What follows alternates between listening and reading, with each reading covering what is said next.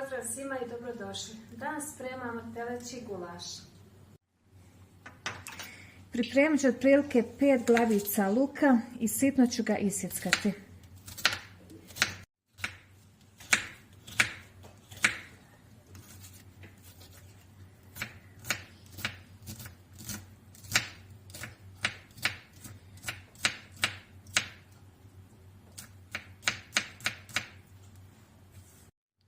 Zatim 3 čena bijelog luka, isto sitno narezati.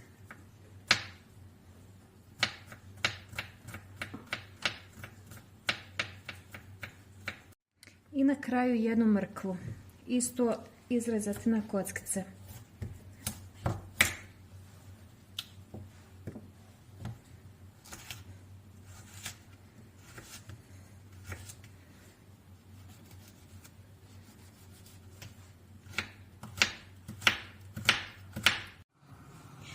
Kada sam luk pripremila, uzimam dublju šerpu i u nju sipam ulje. Kada se ulje zagrijalo, dodajem luk.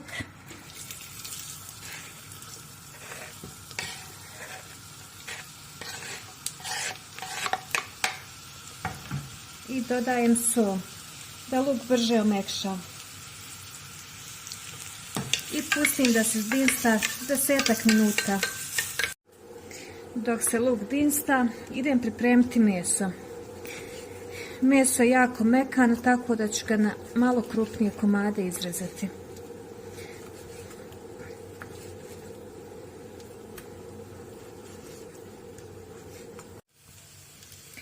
Kada je luk postao staklast, dodajem meso. Meso otprilike imam oko 800 grama i dinstat ću 20 minuta.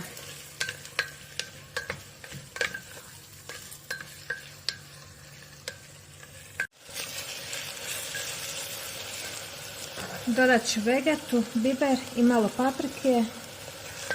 Lijepo premiješati i pustiti da se sve još malo krčka.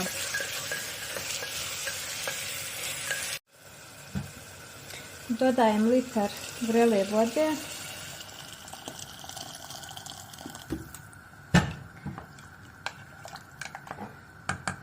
Stavljam poklopac i puštam da se krčka na laganoj temperaturi sat vremena.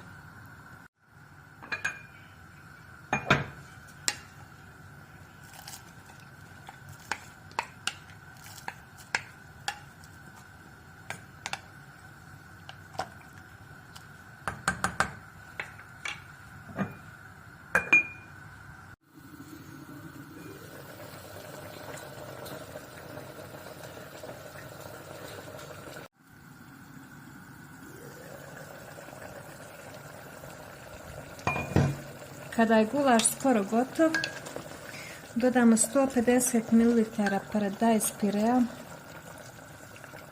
i 1 kašiku peršina. Sve to promiješamo i pustimo još 10 minuta da kuha.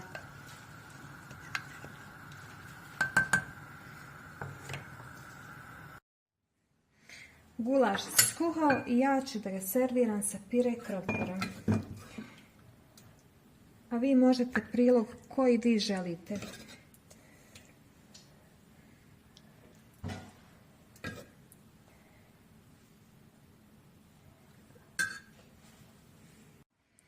A vama, ako se video svidio, podržite me jednim lajkom i pretplatite se na moj kanal. Do sljedećeg videa, lijep pozdrav!